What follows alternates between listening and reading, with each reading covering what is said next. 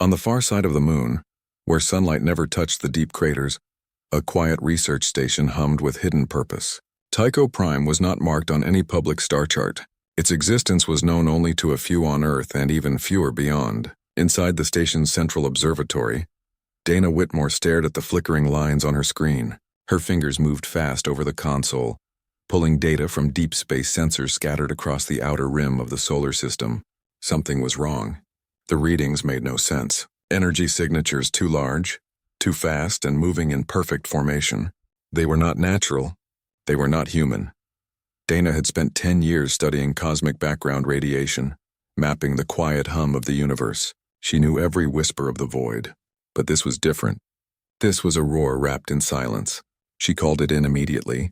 Her voice was calm, but her hands shook as she sent the encrypted burst-to-earth command. Within minutes, a response came back, not from a technician or a junior officer, but from General Eli Dawson himself. The message was short. Initiate protocol, Iron Veil. Lock all channels. No external comms. Stand by for orders. Down on Earth, in a bunker buried beneath the rocky hills of Colorado, Eli Dawson stood before a wall of live feeds. His face was lined with years of quiet readiness. He had waited for this moment longer than most people knew the program existed. Iron Veil was not just a defense plan. It was a secret that had shaped human history for the last 50 years. While the world celebrated peace, trade, and exploration, a hidden arm of Earth's governments had prepared for war. Not against each other, but against what might come from the stars. Eli had read the old reports, the intercepted signals from dead alien probes, the strange ruins found on Europa. Humanity was not alone, and not all who watched were friendly. He gave the order. Across the solar system, dormant systems woke. Hidden shipyards beneath the ice of Enceladus powered up. Orbital defense platforms disguised as communication relays unfolded their weapon arrays. Acors that had slept for decades began calculating trajectories, threat probabilities, and counterstrike options. None of it was visible from the surface of Earth. To the billions below, life went on as usual. Children went to school. Farmers planted crops. Cities buzzed with noise and light. They did not know that the sky above them was now a battlefield waiting to ignite. Meanwhile, far from the Sol system, on the gleaming capital world of Virelis, Ambassador Mira Colton walked through the grand hall of the Galactic Concord. The air smelled of ozone and polished stone. Beings from hundreds of species moved in quiet dignity, their robes and armor marking their rank and origin. Mira was the only human here. Earth had been granted observer status only 5 years ago, after proving it had achieved stable fusion and interplanetary travel. But observer status meant little. The Concord saw Earth as young, loud, and unrefined. They tolerated her presence but rarely listened. Mira had spent months trying to get a formal hearing. She carried data, real, verified data, about the strange signals near the Sol system. She had even included Dana's initial analysis, but every request was met with polite delays. The Council is reviewing your submission, they told her. Please be patient. Patience was running out. She stood now before the chamber doors, waiting for her turn to speak.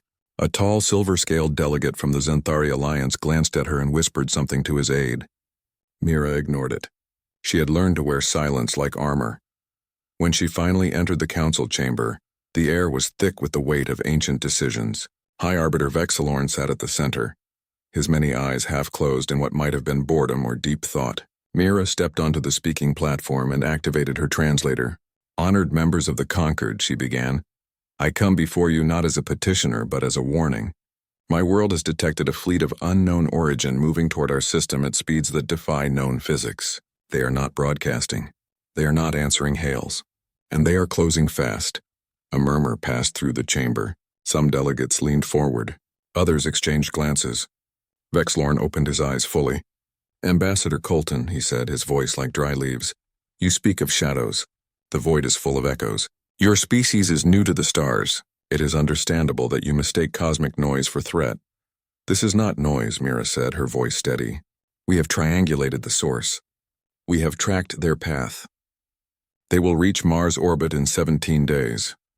Even if true, said a delegate from the Krellian bloc, what concern is this of the Concord? Your system lies outside our protected zones. You have not yet joined the Treaty of Mutual Defense. We are not asking for defense, Mira replied. We are asking for awareness. If this fleet is hostile and if they succeed, They will not stop at Earth. The conquered must consider the pattern. Vexilorn raised a hand. The chamber fell silent. The Council acknowledges your concern, he said. Your report will be filed under review. You may withdraw. Mira wanted to argue, to shout, but she knew it would only confirm their view of humans as emotional and impulsive. She bowed slightly and left the chamber. Outside, she leaned against a cool stone pillar and closed her eyes. 17 days. That was all they had. Back on Tycho Prime, Dana watched as the alien signatures grew stronger. They were no longer just blips. They were shapes. Massive, angular, and dark. They moved like predators. She sent another update to Earth Command. This time the reply included a new directive. Prepare for evacuation. Not of the station, of the entire lunar surface. Tycho Prime would be abandoned within 48 hours. Its data would be wiped. Its power core would be set to overload. Nothing would be left for the enemy to find. Dana packed only what she needed. A small drive with her personal logs. A photo of her brother lost in the Venus atmospheric collapse of 38. And her father's old compass, useless in space but heavy with memory. As she stepped into the evacuation shuttle, she looked back at the station one last time. It had been her home for 6 years. Now it would become a tomb. In Colorado, Eli Dawson reviewed the final readiness reports. Every system was green. Every crew was in position. Earth was ready. Not for surrender.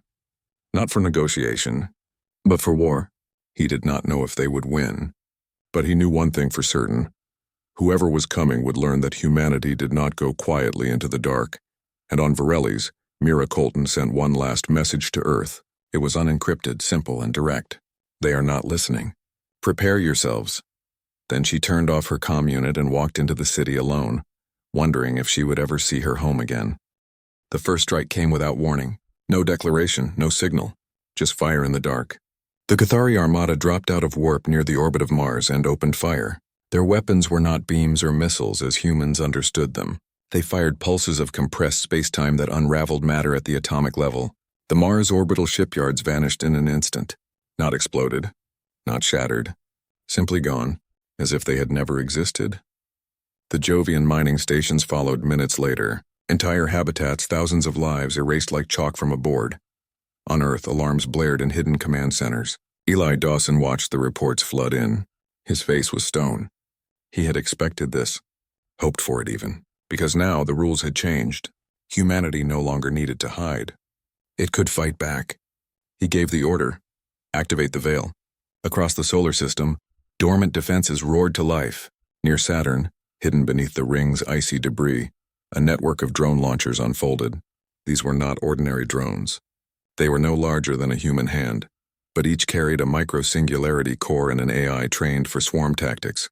They moved in silence, guided by quantum-linked signals no enemy could trace.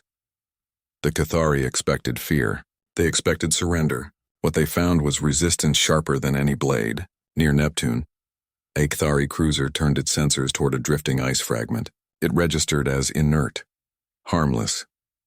Then the fragment split open, revealing a railgun platform that fired a tungsten slug at near-light speed.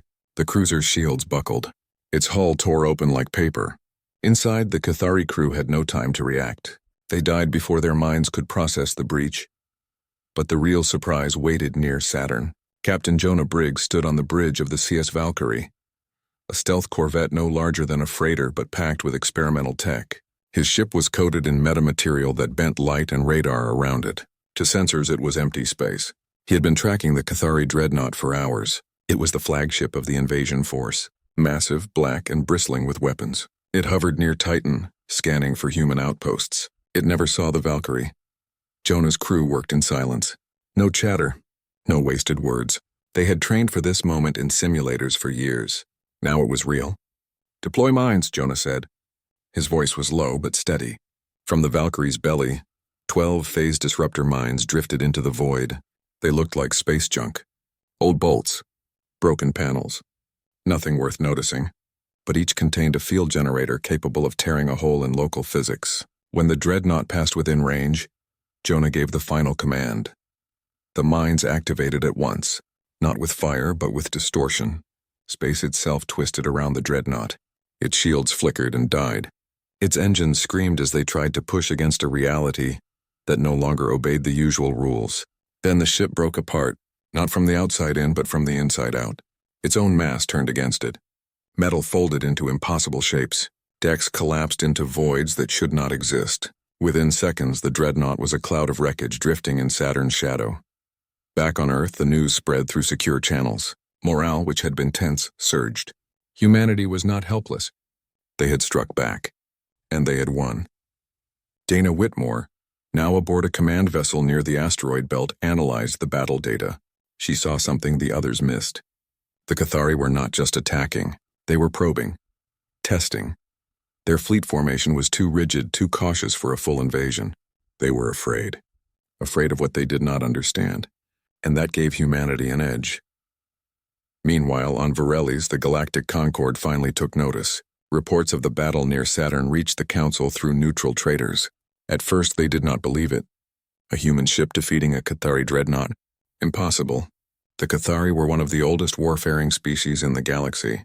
Their technology was centuries ahead of Earth's. Yet the evidence was undeniable. Wreckage matched Cathari design. Sensor logs from passing freighters confirmed the event. The Council called an emergency session. Mira Colton was summoned again. This time, the chamber was full. Delegates stood in the aisles. Even the silent observers from the outer rim had turned their heads. Fex Lorne looked older, his scales dull. "Ambassador," he said, "explain this. How did your people achieve such a victory?" Mira did not smile. She did not gloat. She simply said, "We prepared. While others assumed we were primitive, we built. While others debated protocol, we trained." The Cathari came expecting prey. They found hunters. A murmur rose. Some delegates looked uneasy. Others angry. A representative from the Thalassian Union spoke up. "This changes nothing. Earth acted without Concord approval. Unilateral military action violates the charter of peaceful coexistence." "Peaceful coexistence?" Mira said, her voice rising for the first time. "While our cities burned, while our people died, you offered us silence.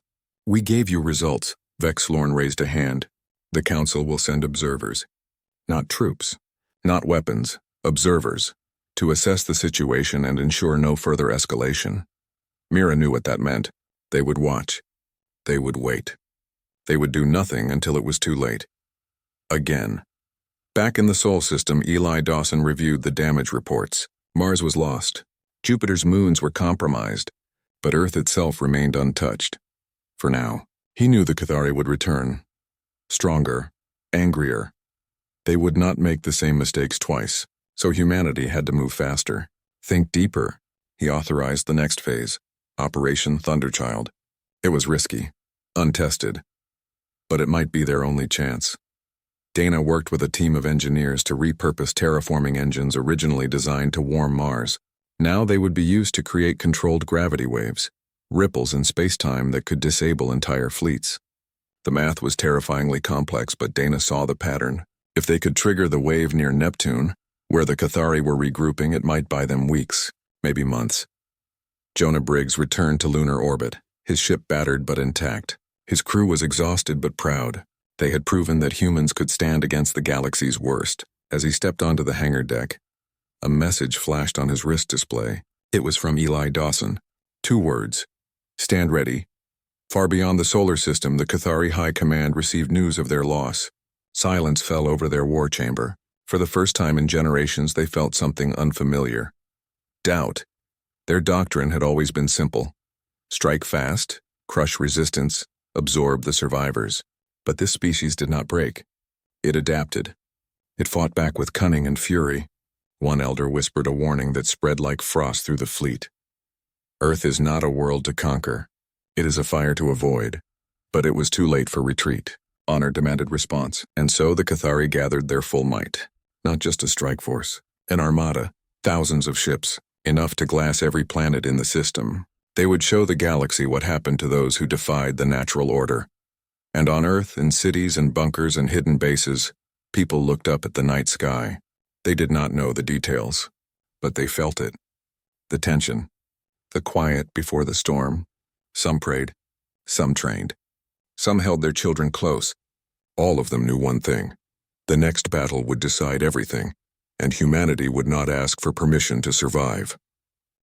The Galactic Concord moved slowly as it always had. Its ships were sleek and silver, built for diplomacy, not war. When the observer fleet arrived near the edge of the Sol system, they broadcast a standard neutrality signal.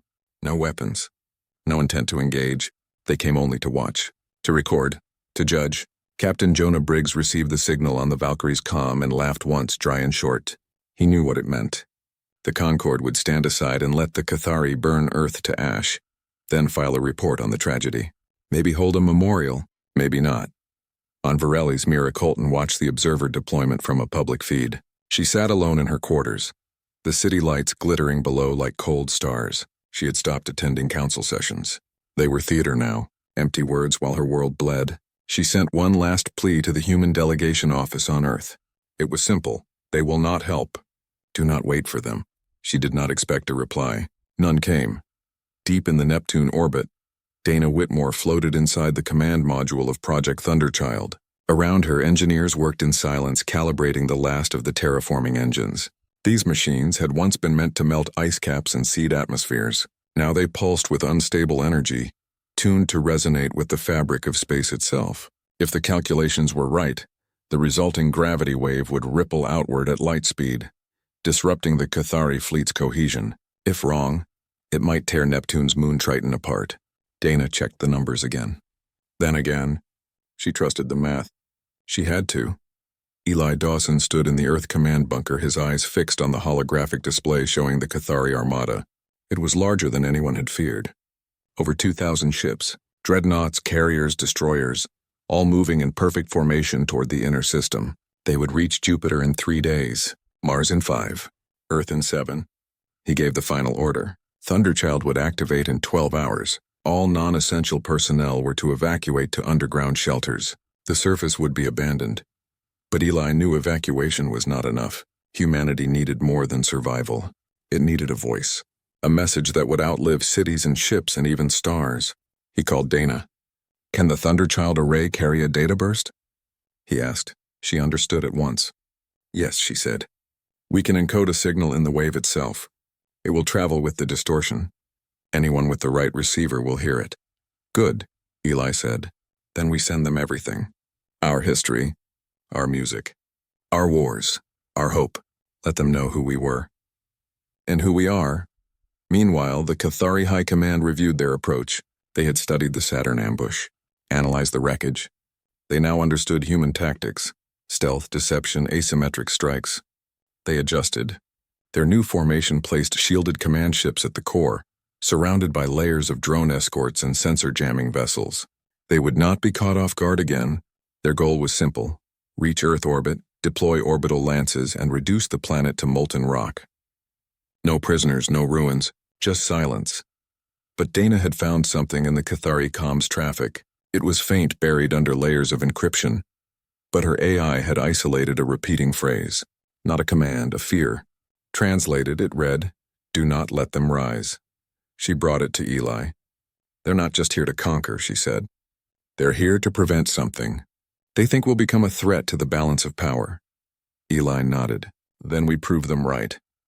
As Thunderchild powered up, the Concorde observers drifted closer, recording everything. Their lead ship, the Harmony of Spheres helm, sent a formal inquiry. "Earth Command, please clarify your energy buildup. This may be interpreted as an act of aggression." Eli did not reply. He had no time for warnings from those who offered no help. 12 hours became 6. 6 became 2. Dana ran final diagnostics. All systems green. The engines hummed with building power. Outside the module, space seemed to warp slightly, as if reality itself was holding its breath. Then at 0 hour, she pressed the activation key. The effect was not explosive. It was deeper, quieter. A pulse spread from Neptune like a stone dropped in still water. But this water was space-time. The Cathari fleet, still light minutes away, shuddered. Their formation broke. Ships spun out of control as their inertial dampeners failed. Navigation systems glitched. For the first time, their perfect order cracked. 2 dreadnoughts collided. A carrier lost its shield matrix and vented atmosphere into the void. The wave did not destroy. It confused. It delayed. And that was enough. On Earth, Eli watched the chaos unfold on his screen. "Now," he said. And from hidden bases across the asteroid belt, a second wave launched. Not weapons, not ships, data pods. Thousands of them, each carrying a copy of the Odyssey signal, humanity's final broadcast. They shot into deep space on randomized trajectories, some toward known systems, most into the unknown. Even if Earth fell, the message would live. Jonah Briggs led a small strike group toward the disoriented Cathari flank. His mission was not to win. It was to buy time. Using the Valkyrie's stealth, he targeted command relays and comms hubs. Each strike was precise, surgical. Each bought minutes for the data pods to escape. His ship took damage. Hull breaches sealed automatically. Oxygen levels dropped. But he did not retreat. Not yet. On Virelli's, the Concord Council erupted. The Thunderchild pulse had been detected across the sector. Some delegates called it a reckless act of war. Others whispered that it was genius. Vexilorn sat in silence. For the first time, doubt clouded his ancient eyes. The humans were not following the rules. They were writing new ones. Mira Colton received a private transmission. It was the Odyssey signal, sent directly to her comm. She played it in her room. Voices. Laughter. A child singing. A symphony. The sound of rain. She closed her eyes and wept, not for loss, but for pride, and far beyond. In the dark between stars, the first data pod passed a Cathari patrol. They tried to destroy it, but it was too small, too fast. It vanished into the void, carrying Earth's voice into forever. The Cathari regrouped, angrier now, more determined. They would crush this defiance. They had to, because if they failed, others would rise. Others would remember. But Earth was no longer just a planet. It was a promise. And promises do not die easily. Earth did not wait to be buried. While the Cathari regrouped beyond Jupiter, humanity made its boldest move. From hidden docks beneath the ice of Europa and Ganymede, a fleet unlike any before began to stir. These were not warships. They were colony vessels. Massive, slow, built for endurance, not battle. Each carried millions of souls, frozen in cryosleep along with seed banks, cultural archives, and the full blueprint of human civilization. They had been prepared in secret for decades, part of a contingency known only as the Odyssey Initiative. Now with Earth's surface bracing for fire, the time had come to leave. Captain Jonah Briggs stood on the observation deck of the CS Valkyrie, watching the first wave of colony ships lift from Europa's shadow. Their engines glowed blue against the black, silent and steady. His own ship was battered, patched with emergency plating, but still spaceworthy. His new orders were clear. Escort the lead group to the edge of known space, then scatter. No fixed destination, no return route. Just survival. He looked at the faces of his crew, tired, scarred, but unbroken. They knew what this meant. They would never see Earth again, but their children might see a new one. Dana Whitmore was aboard the Persephone, the command ark of the Exodus fleet. She had left the Thunderchild array behind, its work done. Now her role was different. She monitored the Odyssey signal as it spread through the galaxy, carried by thousands of pods and embedded in the navigation cores of every departing ship. The message was not a plea. It was a declaration. We are here, we endure, we remember. She watched as the first replies trickled in, not from the Concord, but from fringe worlds, from enslaved species, from rebels hiding in the dark. They had heard Earth's voice, and they were listening. On the surface of Earth, Eli Dawson walked through the empty streets of Denver. The city was quiet. All civilians had been moved underground or off-world. Only soldiers and essential staff remained. Above, the sky was clear, but soon it would burn. He did not fear death. He feared silence. So he made sure Earth would not go quietly. Hidden beneath the Pacific, deep in the Mariana Trench, the last of the Iron Veil weapons powered up, not to destroy the enemy, but to mark them. Every Cathari ship that entered orbit would be tagged with quantum beacons, broadcasting their location across the galaxy for centuries. Even in death, Earth would name its killers. The Cathari Armada arrived at Mars orbit 3 days later. They expected resistance. They found ghosts. The planet was empty. No ships, no signals, just ruins and silence. They moved inward, cautious now. Their scouts reported strange energy echoes near Earth, residual distortions from Thunderchild mixed with something else. A hum, a pattern, the Odyssey signal, looping endlessly from hidden transmitters on the moon and in low orbit. It confused their systems, slowed their advance, gave the last colony ships time to jump to warp. Then Earth answered, not with weapons, but with light. Every city, every tower, every solar array flared at once in a coordinated pulse. A final broadcast in visible spectrum, visible from space. It showed human faces, children, elders, artists, farmers, soldiers, all looking up, all unafraid. The Cathari command hesitated. For the first time, they saw not a threat, but a people, and that shook them more than any weapon. Eli Dawson stood in the command bunker as the first orbital lances fired. The ground shook. The lights flickered. He did not flinch. He activated the final protocol. Deep beneath the planet, dormant volcanoes stirred. Tectonic triggers released. Earth would not be taken intact. If it fell, it would fall screaming. The Cathari would get only ash and memory. Meanwhile, the Exodus fleet reached the heliopause, the edge of the sun's influence. Here they split. Some turned toward the Perseus arm. Others vanished into the void between arms. Each ship carried a piece of Earth, but none carried the same path. Jonah Briggs led the Persephone group toward a faint signal from an uncharted nebula. Dana had detected stable planets there, hidden by cosmic dust. It was a gamble, but all of life was now a gamble. On Virelli's, the Galactic Concord watched in stunned silence. Their observers had recorded everything. The Exodus, the broadcast, Earth's final stand. The council chamber was no longer filled with arrogance. It was filled with shame. Vex Lorne sat alone after the session ended. He replayed the human broadcast. He saw a young girl planting a seed in scorched soil. He did not understand why it hurt to watch. Mira Colton boarded a civilian freighter bound for the Outer Rim. She had resigned her post. The Concord was dead to her, but the Odyssey signal was alive. She would follow it. Find the new human worlds. Help them grow. She looked back at Virelli's one last time as the ship jumped to warp. She did not know if she would survive the journey, but she knew one thing. Humanity was no longer a single world. It was a wave, and waves cannot be stopped. Back in the Sol system, the Cathari claimed victory. They declared Earth pacified. But their reports were hollow. They had won a graveyard.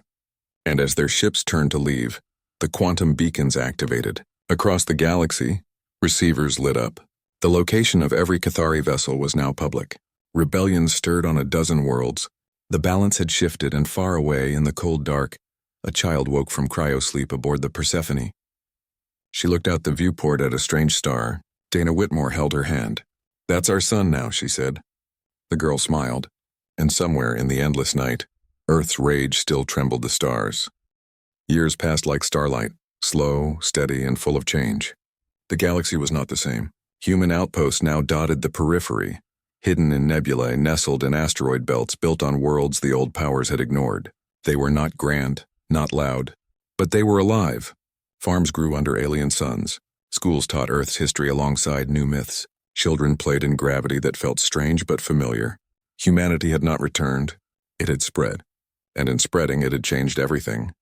On a quiet research station orbiting Proxima Centauri b, Dana Whitmore adjusted the frequency on her deep space receiver. The station was small, built from salvaged arc parts and local materials. Outside, red sunlight bathed the curved hull in warm rust. Inside, the air hummed with the sound of life support and quiet work. Dana was older now. Her hair was gray at the temples. Her hands lined with years of data and worry, but her eyes were sharp. She still listened, still watched, still hoped. Then it came. A signal, faint, distorted by distance, but unmistakable. Not from Earth. Earth was silent now, a tomb wrapped in ash and memory, but from somewhere deeper in the Veil Nebula. It was a simple pulse. 3 beats, pause, 3 beats again, the old emergency beacon, followed by words spoken in clear, calm English. "We are still here." Dana's breath caught.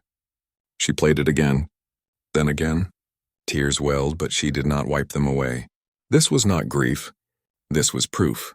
Somewhere another ark had landed. Another piece of humanity had taken root. She forwarded the signal to every human settlement on the network. Within hours, replies poured in. Joy, relief, plans for contact. The scattered seeds were finding each other. Not to rebuild the old world, but to grow something new.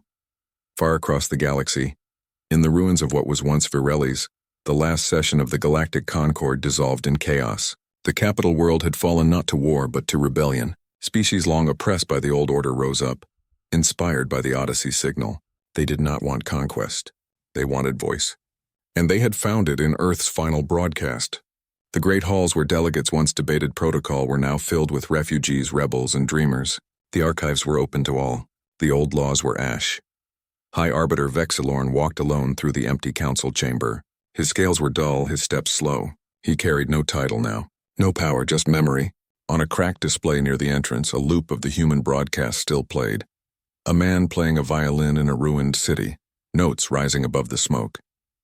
Vexilorn stopped and watched. He did not understand the music. But he understood the defiance in it, the refusal to be erased. He whispered what every elder race now knew. Earth's rage had not just defended its home, it had shattered the old order. And the stars would never be silent again. On a frontier world in the Perseus Rift, Jonah Briggs stood on a ridge overlooking a valley of blue grass. The air was thin but breathable. Below, the first generation born off Earth ran through the fields, laughing. Their skin was a little darker. Their eyes adapted to the twin suns. They spoke a mix of English and new words shaped by wind and need. Jonah's ship, the Valkyrie, sat in a dry dock nearby. Now a museum and school. Children climbed its hull, imagining battles they would never fight. He smiled. This was better than victory. This was peace earned. He received Dana's message about the new signal. He did not reply right away. Instead, he walked down to the settlement's central square, where a stone monument stood. It bore no names, just a single line. They tried to bury us. They did not know we were seeds. He placed a hand on the stone and felt the warmth of the sun. Then he sent his reply, "Send coordinates." "We're coming." Back on Proxima Centauri, Dana prepared the station's only long-range scout ship for departure. It was old but reliable. She would not go alone. A young pilot named Leah Cruz, born on the Persephone, raised on stories of Earth, would fly with her. Leah had never seen Sol, but she knew its songs. She knew its pain. And she carried its hope like a compass. As they lifted off, Dana looked back at the red planet below. It was not home, but it had been a harbor. Now they sailed again, toward voices in the dark, toward family they had never met, toward a future written not in stone but in starlight. And in the deepest void between galaxies, a Cathari scout ship drifted. Its crew was not hunting. They were listening. The Odyssey signal had reached them too, not as a threat, but as a question. Their young ones asked, why did they fight so hard to live? The elders had no answer, only shame. The Cathari Empire was fracturing now, not from war, but from doubt, from the terrible, beautiful idea that maybe strength was not in conquest, but in creation. So the galaxy turned. Old powers faded. New voices rose. And at the heart of it all was a species that refused to disappear.